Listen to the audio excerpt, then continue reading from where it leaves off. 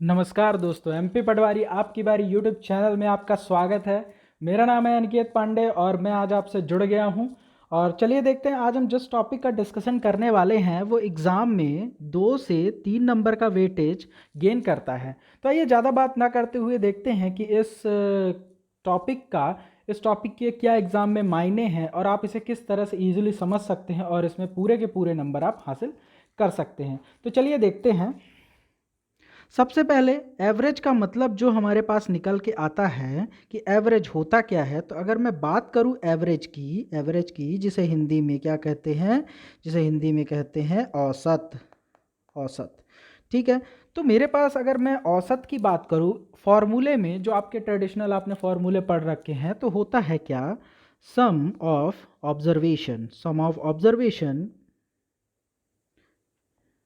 Observation. Hindi में कहें तो सभी आंकड़ों का योग अपॉन में क्या होता है, आंकड़ों की संख्या, ठीक है। और आंकड़ों की संख्या, इसको अगर हम इंग्लिश में बात करें, क्योंकि हमारे साथ इंग्लिश मीडियम वाले बच्चे भी जुड़े हुए हैं, और ध्यान से सुन लें, इंग्लिश मीडियम वाले और हिंदी मीडियम वाले बच्चे और रीवा वाले तो खास करके कान सुन खोल के सुन लें कि आप लोगों ने बाल की खाल निकलते देखा होगा और आज इस टॉपिक की मैं चमड़ी निकाल के रख दूंगा। चलिए देखते हैं आगे क्या होता है। तो सब ये आप लोगों ने सबने पढ़ा होगा कि आंकड़ों की संख्या और आंकड़ों का योग, और इस आंकड़ों की संख्या को हम क्या कहते हैं, नंबर ऑफ ऑब्जर्वेशन, ठीक है। तो चलिए इतना तो ये हमारा बेसिक है, सभी को पता ही होता है, लेकिन मैं क्या आज इस टॉपिक में अलग करने वाला हूं, आइए देखते हैं। सबसे पहले हम समझते हैं कि एवरेज होता क्या है। एवरेज कुछ नहीं होता, चीज़ों को बराबर करना ही एवरेज कहलाता है। यानी जिसके पास अधिक है उससे लेके जिसके पास कम है उसे आप दे दो और दोनों की संख्याओं को बराबर कर दो, या दोनों के पास जो वस्तुएं हैं उनको बराबर कर दो, या दोनों के पास जो मात्राएं हैं उनको बराबर कर दो, तो हमारा क्या कहलाता है, हाँ ये चीज़ें एवरेज में बटी हुई हैं। या आप इस तरह से भी समझ सकते हैं कि आप अगर किसी दिन 10 किलोमीटर साइकिल चलाते हैं, किसी दिन 9 किलोमीटर साइकिल चलाते हैं और एक दिन 8 किलोमीटर साइकिल चलाते हैं, अगर मैं आपको बोलूं कि आप टोटल कितना साइकिल चलाते हैं, तो आप कहेंगे 8 किलोमीटर पर डे में साइकिल चलाता हूं, एवरेज है मेरा, ठीक है। तो उसी तरह से आइए हम समझते हैं एवरेज को पहले ट्रेडिशनल मेथड से कैसे निकाला जाता है और उसके बाद हम इसको कैसे सॉल्व करेंगे। आइए देखते हैं। जैसे हमारे पास पहला क्वेश्चन है 20, 30, 40 और 50। ये हमारे पास चार संख्याएं हैं, 20, 30, 40, 50। इनका मुझे फाइंड करना है एवरेज। तो उसी तरह सेम, पहले मैं ट्रेडिशनल मेथड बताऊंगा, उसके बाद आपको फिर मैं अपनी ट्रिक बताऊंगा, जिससे आप बहुत ही आसानी से इजीली इसे कर सकते हैं। चलिए आइए देखते हैं। सबसे पहले इन सबको ऐड कर लीजिए। तो मैं क्या लिखूंगा, 20 + 30, 40 + 50। उसके बाद अपॉन में क्या लिख दूंगा, 4। इन सब का एडिशन क्या आएगा, बहुत ही इजी है, आप जल्दी से कर लेंगे, 140/4। इसमें मैं टाइम वेस्ट नहीं करने वाला क्योंकि ये बहुत ही इजी कॉन्सेप्ट है। मैं जिस ट्रिक पे पहुंचने वाला हूं उस पे आप जरूर फोकस करिएगा। तो ये क्या हो जाएगा, 4 के आप टेबल करिए और उसके बाद 35, और इसका आंसर कितना आ जाएगा, 35 इसका आंसर आ जाएगा। आइए मैं आपको अपनी अब जो ट्रिक बताने वाला हूं उस पर चलते हैं। ध्यान से देखिएगा उस ट्रिक को, क्योंकि अगर आप इस ट्रिक को फॉलो करते हैं तो आप किसी भी एवरेज को विद इन अ सेकेंड आप निकाल सकते हैं। चलिए आइए देखते हैं। मेरे पास एक क्वेश्चन है, आइए सबसे पहले उस क्वेश्चन को समझते हैं, ठीक है। जैसे मैंने लिखा 30, 40, 50 और 60, इतना लिख दिया। अब इसको मैं ट्रिक से बताऊंगा कि मैं इसका एवरेज फाइंड करने वाला हूं, ठीक है। आप इसका एवरेज कुछ भी मान सकते हैं, दुनिया की कोई भी संख्या आप इसका एवरेज मान लीजिए। और ध्यान से देखिएगा, दुनिया की कोई भी संख्या, लेकिन ऐसी संख्या मत मान लीजिएगा मित्रों कि जो आपको घटाने जोड़ने में आपको प्रॉब्लम करे, ठीक है, क्योंकि आपकी स्पीड भी एग्जाम में बहुत इंपॉर्टेंट है। तो आप इसमें से कोई भी एक संख्या इनके बीच की मान लीजिए। चलिए मैं मान लेता हूं जैसे कि वो संख्या 50 है, माना। मैं यहाँ पे मान रहा हूँ कि इनका एवरेज कितना है, इनका एवरेज 50 है। अभी मैं मान रहा हूँ, एग्जैक्ट नहीं बोल रहा हूँ, ध्यान से सुन लीजिएगा, एग्जैक्ट नहीं बोल रहा हूँ। और अगर ट्रिक पसंद आए तो चैनल को लाइक, शेयर एंड सब्सक्राइब जरूर करिएगा। चलिए आइए देखते हैं।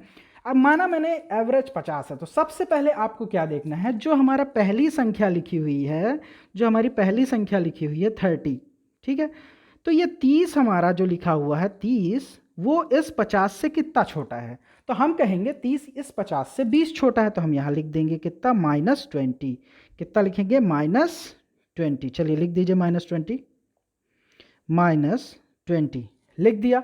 चलिए देखते 40। अब देखेंगे ये 40 इस 50 से कितना छोटा है, तो हम देखते हैं -10 छोटा है। लेकिन ये 50 तो 50 के बराबर आ गया दोस्तों। अब क्या करेंगे, तो 50 अगर 50 के बराबर है तो इनके बीच का डिफरेंस कुछ भी नहीं है, तो हम क्या लिखेंगे, 0। और फिर देखते हैं 60 और 50 के बीच में कितने का डिफरेंस है, और 60 हमारा 50 से कितना बड़ा है, तो ये कितना बड़ा है, +10 बड़ा है। अब इस पर कुछ नहीं करना है, आंसर आने वाला है। जो आपको सीधे दिख रहे हैं उनको पहले कैंसिल कर दीजिए। जैसे +10 से हम -10 को क्या कर सकते हैं, कैंसिल कर सकते हैं। और यहाँ पे हमारा कितना बचा, -20। यानी अभी हमने जो कहा था कि एवरेज एक बैलेंस करता है, जिसके पास कम है उससे लेके दूसरे को दे देता है, तो यानी कहीं ना कहीं कोई नंबर ज़्यादा रहा होगा। ठीक है, तो अब हमारे पास टोटल नंबर कितने हैं, 1 2 3 4 नंबर है। तो इस 20 को कितना करिए, 4 से डिवाइड कर दीजिए। और अगर आप इस 20 को 4 से डिवाइड करेंगे तो -5 आएगा। और अभी हमें ये पता चल चुका है कि अब अगर हमारा एवरेज 50 हमने माना है, तो वो हमारे पास क्या है, 5 अधिक है। तो हम इसको 50 को क्या करेंगे, 5 से घटा देंगे, तो हमारे पास एवरेज, हमारा रियल एवरेज कितना आ जाएगा, 45। ध्यान से देख लीजिएगा, ये 45 हमारा रियल आंसर हो चुका है। चलिए आइए हमारा प्रीवियस क्वेश्चन, उसको ट्रिक से करने की कोशिश करते हैं। ये 20 30 40 50 का एवरेज हम ट्रिक से निकालने की कोशिश करते हैं। चलिए आइए देखते हैं, हमारे पास क्वेश्चन है, क्या है हमारे पास क्वेश्चन,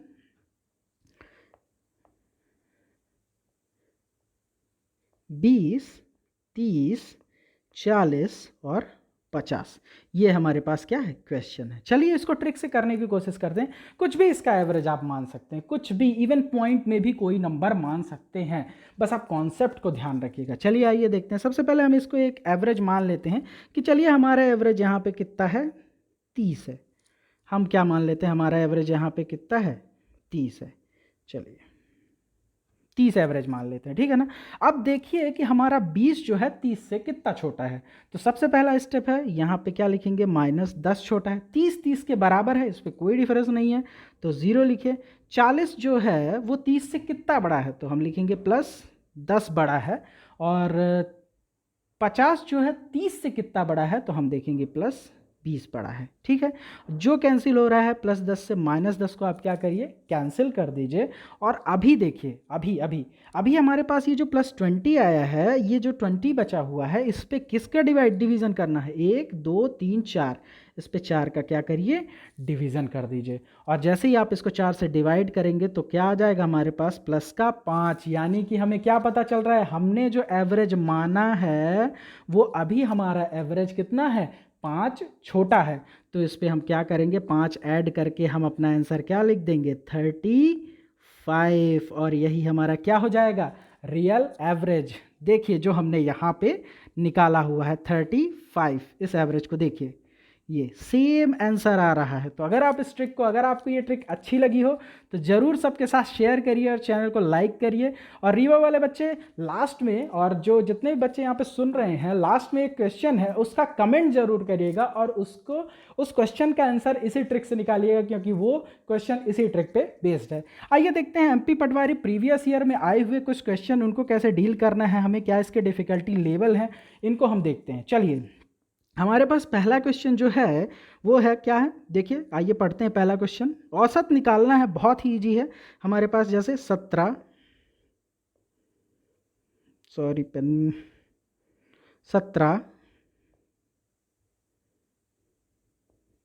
21 27 18 और 17। ठीक है, ये बहुत ही इजी क्वेश्चन है। अगर आप इन सब का एडिशन करते हैं तो 100 आता है, और इन सब को आप अगर देखते हैं तो ये टोटल 5 आंकड़े हैं, तो हमारे पास एवरेज कितना आ जाता है, 20।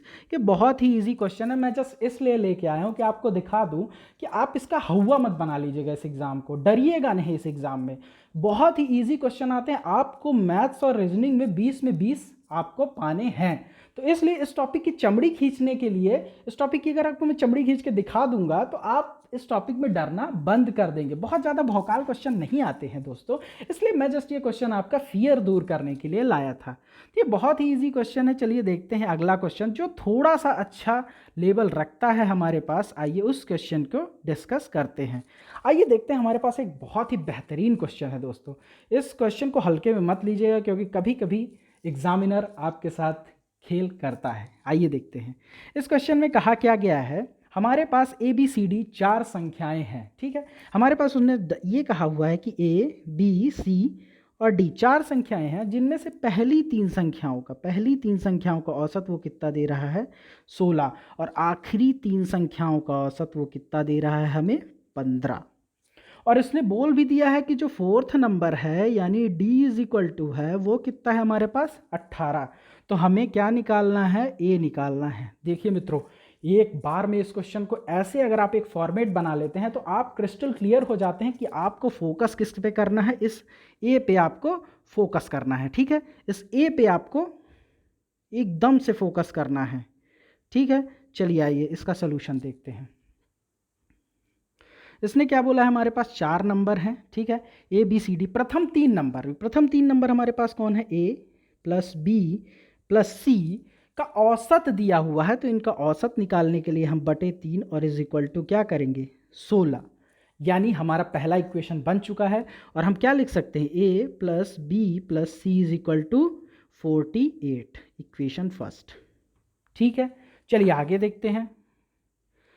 आखिरी 3 संख्याएं, अब देखिए मित्रों यहाँ पे इसने आखिरी 3 संख्याओं का जिक्र किया है, तो हमारे पास तो है टोटल 4 ही नंबर। तो आखिरी 3 संख्याएं हम कौन सी लेंगे, बी सी और डी हमारी आखिरी 3 संख्याएं होंगी। आइए देखते हैं इसको कैसे करते हैं। आखिरी 3 संख्याओं को क्या दिया है, B plus C plus D, इनका औसत कितना बताया हुआ है, इनका औसत दिया हुआ है हमारे पास 15।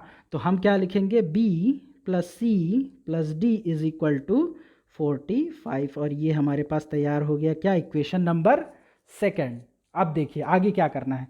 उसने क्या बोला है, उसने अभी मैंने बताया कि उसने बोला है कि जो हमारा d इज इक्वल टू है वो हमारे पास कितना है 18।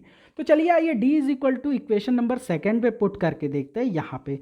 तो हमारे पास कितना है, देखिए b plus C plus 18 is equal to कितना हो जाएगा 45, ठीक है, इजी है। 45 हमारे पास ये हो चुका है। अब आइए आगे देखते हैं हमें क्या करना है। और अगर हम इस पे b प्लस सी की वैल्यू निकालें तो हमारे पास कितना आ जाएगा 27। यहाँ पे 18 को आप माइनस कर दीजिए यहाँ से हटा के, बस। और आपको कुछ नहीं करना है। b plus C is equal to कितना आ गया 27। ये हमारा क्या बन गया, इक्वेशन नंबर 3 बन गया। अब क्या करिए, इक्वेशन नंबर यूजिंग, अब आप क्या लिखिए, using equation number first and third, using equation number first and third. First equation हमारे पास क्या है, देखिए first equation a plus B plus C is equal to 48, लिख लीजिए यहाँ पे आराम से लिख लीजिए, a plus B plus C is equal to 48। और अभी आपने निकाला है, क्या निकाला है, b plus C is equal to 27। तो यहाँ पे आके b प्लस सी की वैल्यू को आप क्या करिए, पुट कर दीजिए।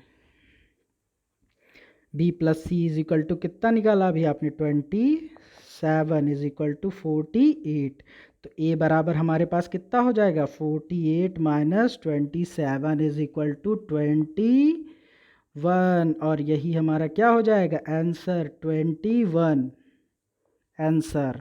बहुत ही इजी क्वेश्चन है, बस आपको स्टेप बाय स्टेप फॉलो करना है चीज़ों को। देखिए ये आपका क्वेश्चन है, बस आपको स्टेप बाय स्टेप चीज़ों को क्या करना है, फॉलो करना है, ठीक है। ये आ गया। चलिए आपको आंसर भी दिखा देता हूँ, क्या इस पे 21 है, बिल्कुल बिल्कुल दोस्तों, ये देखिए सी ऑप्शन इसका बिल्कुल ही करेक्ट ऑप्शन है, ठीक है। चलिए, अगर आपको ये दोस्तों ये सेशन पसंद आया हो तो जैसा कि मैंने कहा था कि मैं लास्ट में आपके लिए एक क्वेश्चन भी लेके आया हूँ, तो आइए उस क्वेश्चन को पढ़ते हैं और पढ़ के मैं आपको इस बार एक क्वेश्चन को सुना देता हूँ और इसे आपको सॉल्व करके कमेंट ज़रूर करना है। ठीक है, चलिए आइए देखते हैं इस क्वेश्चन को। ये क्वेश्चन क्या बोल रहा है, हमारे पास ये क्वेश्चन है, बोल रहा है, आइए देखते हैं कि हमारे पास 10 विद्यार्थी दिए हुए हैं, उनका क्या निकालना है, माध्य निकालना है, इसे ही क्या कहते हैं, औसत बोलते हैं। कुछ नहीं करना है इसमें, आपको माध्य निकाल के देना है, ठीक है ना। चलिए माध्य इसका निकाल दीजिए। कौन कौन से नंबर हैं हमारे पास, नंबर ऑफ ऑब्जर्वेशन कितने हैं, 1 2 3 4 5 6 7 8 9 10, 10 हमारे पास नंबर हैं। इनका आप क्या कर लीजिएगा, आप इसका सिर्फ मुझे आंसर बता दीजिएगा। ये आपके लिए होमवर्क है और इस होमवर्क को आप मन लगा के ज़रूर करिएगा। और इसी के साथ मैं आपसे विदा लेता हूँ और MP पटवारी आपकी बारी यूट्यूब चैनल में इस वीडियो को देखने के लिए आप सभी का बहुत बहुत धन्यवाद और जय हिंद।